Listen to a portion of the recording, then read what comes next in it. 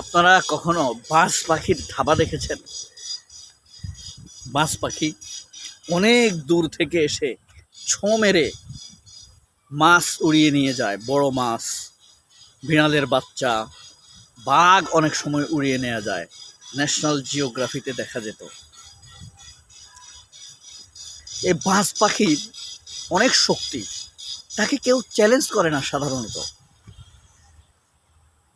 একদিন এক ফিঙ্গে পাখি এই বাজ পাখিকে চ্যালেঞ্জ করে বসলো। বাজ পাখির সাথে ফিঙ্গের কোনো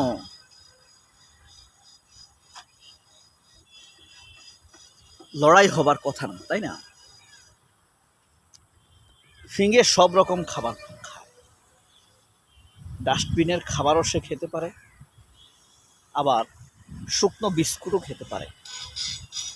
আমি প্রায় কয়েকটি টুনটুনি পাখি, চিনেন তো? টুনটুনি পাখিকে বিস্কুট খাওয়াই। সেখান থেকে ফিঙ্গে প্রায় বিস্কুট এসে নিয়ে যায়। হিংস্র প্রজাতির পাখি, কিন্তু বাজ পাখির সাথে তার শারীরিক পার্থক্য অনেক। 20টা ফিঙ্গে দিলেও একটা বাজ পাখি হবে না। কিন্তু ফিঙ্গে যথেষ্ট দেমাকি এবং ব্যক্তিত্ববান। তো ফিঙ্গে একদিন বাজ পাখিকে চ্যালেঞ্জ করে বসেছে। বাজ পাখি খুব দ্রুত ছোঁ মেরে আসছে একটি মুরগির বাচ্চাকে নিয়ে যাবে বলে। আর ফিঙ্গে সেই মুরগির বাচ্চাটির পাশে ছিল। তখন বাজ পাখি এসে যখন দেখলো যে তাকে চ্যালেঞ্জ করছে, তখন সে অহংকারের সাথে মাটিতে বসলো এবং ফিঙ্গের দিকে তাকিয়ে বলে দিল, আগে তোমাকেই খাবো, মুরগির বাচ্চাটি খাওয়ার আগে। ফিঙ্গে বলল, আগে তুমি বাঁচার কায়দা খুঁজে নাও, আজকে তোমার আর বাঁচার কোনো সম্ভাবনা নেই। একথা বলার সাথে সাথে বাজ পাখি জাস্ট তার পাখাকে একটা দাবড়ানি দিল। ফিঙ্গে তার বাতাসে অনেক দূরে গিয়ে পড়ল, মুরগির বাচ্চাটাও অনেক দূরে গিয়ে পড়ল। ফিঙ্গেও এবার এমন এক টার্গেট ছোঁ দিল, বাজ পাখির মাথার মধ্যে এসে আঘাত করল। মগজের অবস্থাটা প্রায় ফুটো করে ফেলল। ফিঙ্গে কিন্তু আঘাত করতে পারে চোখে, মাথায়, কানের নিচে। তার আঘাতের জায়গা মনে রাখবেন, এক এক পাখির এক এক ধরনের এক একটা বৈশিষ্ট্য থাকে। এবং প্রায় আহত, মানে বিপর্যস্ত করে দিল বাজ পাখিকে। বালেন্দ্র শাহ নেপালের একটি কড়া তির্যক কথা বলেছে ভারতের উদ্দেশ্যে। বিক্রম মিশ্রি যখন বলছে যে বালেন্দ্রর সাথে দেখা করার জন্য শিডিউল চাইছে। Balendra is now the prime minister of Nepal, যার সাথে আমাদের নাহিদ ইসলামকে তুলনা করে অনেক। আবার নাহিদ ইসলামকে ইয়ার্কি করে। 24-এর বিপ্লবের যে স্টেক হোল্ডার, তাদেরকে আওয়ামীপন্থীরা যখন যেভাবে খুশি অপমান করে। বালেন্দ্র শাহর সাথে তুলনা করে নাহিদকে অপমান করা গেছে, নাহিদকে অপমান করছে। আবার ভারতের কারোর সাথে তুলনা করে তাকে অপমান করা গেলে তার সাথে তুলনা করবে। তো বিক্রম মিশ্রি এই বালেন্দ্র শাহর কাছে সময় চাইছে। বিক্রম মিশ্রি বালেন্দ্র শাহ বলে দিছে, টাইম নেই, আমার সাথে দেখা করতে হলে মোদিকে আসতে হবে, মোদির প্রতিনিধি হয়ে কোনো মিনিস্টারকে আসতে হবে।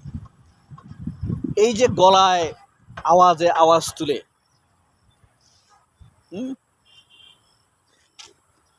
প্রতিনিধিত্ব করে মানুষের অনুভূতির সম্মান দিয়ে কথা বলতে পারা বালেন্দ্র শাহ, আমাদের একটা বালেন্দ্র শাহ দরকার ছিল। নাহিদ ইসলামের মধ্যে আমরা সেটা দেখতে পাচ্ছি। আমাদের একটা মৈজু দরকার। মনে আছে মালদ্বীপ মৈজু, মোহাম্মদ মৈজু, যে নাকি একটা স্লোগান দিছে, one slogan win the election. কি বলছে? India out. আউট মানে আউট। এক স্লোগানে সে মালদ্বীপের প্রেসিডেন্ট হয়ে গেছে। মানুষ তাকে গ্রহণ করে নিছে, ভালোবেসে নিছে। তার চেহারা দেখবেন ঝরঝরে পুরপুরে, চাপ নাই, পিছু টান নাই, কিচ্ছু নাই। মানে I am the I am, no one of in front of me. ঠিক একইভাবে চ্যালেঞ্জ করে দিছে, বুঝতে পারছেন? এরপরে আমাদের নাহিদ ইসলামের সংসদের বক্তব্য শুনছেন না? হ্যাঁ, এগুলো আসা জায়গায় বলেন সার চেলা। আর আমাদের ওই যে তহিদ ইসলামের সাথে বিক্রম মিস্ত্রি দেখা করতে আসছে। তহিদ তো পারে না বিক্রম মিস্ত্রির পা ছুঁয়ে সালাম করে। স্বরাষ্ট্রমন্ত্রী তো গোপনে গিয়ে আবার সেনাপ্রধান সাক্ষাৎ করে। সাহস কত খানকির পোলার! রাষ্ট্র তাকে প্রটোকল দেয় নাই, তুই যাই গিয়ে বিক্রম মিস্ত্রির সাথে দেখা করস। সেই বিক্রম মিস্ত্রিকে উড়াই দিছে বালেন্দ্র সাহা। বিক্রম মিস্ত্রি গণার টাইম নেই, প্রধানমন্ত্রীকে আসতে বলো। মোদি, আমার সাথে দেখা করতে হলে মোদিকে আসতে হবে। মজুর, ইন্ডিয়া আউট। তারেক রহমান মোদির পিয়ন আসলেও দেখা করে, আমার মনে হয় মোদির পিয়ন আসলেও সে দেখা করে। তাদের নাকি দেশ পরিচালনার ব্যাপক অভিজ্ঞতা বিএনপি। এবার প্যারেড গ্রাউন্ডে স্যালুট নিছে সালাউদ্দিন আহমেদ তারেক রহমান, দেখছেন তো না? সেলাউদ্দিন তারেক রহমান সবাই এক কাতারে চলে আসছে। যাও, এটা সমস্যা, এটাও গণতন্ত্র তাদের। এরপরে দেখেন তারেক রহমান ঢাকা ইউনিভার্সিটিতে গেছে, বড় গণতন্ত্রের কথা বলে আসছে, ইউনিভার্সিটি র্যাঙ্কিংয়ের কথা বলে আসছে। গণতন্ত্রের প্রতি, মানুষের মতামতের প্রতি যদি সম্মান থাকতো, সেখানে ঢুকে সবার আগে তারেক রহমান সাদেক কায়েম, এস এম ফরহাদ, জুবায়ের, মোসাদ্দেক, ফাতেমা তাসলিম জুমা, তাদের সাথে সাক্ষাৎ করত। এটা হয়তো তার গণতন্ত্রের প্রতি শ্রদ্ধা, সম্মান, মতামতের প্রতিফলনের প্রতি ভক্তি, গণতন্ত্রের সত্যিকারের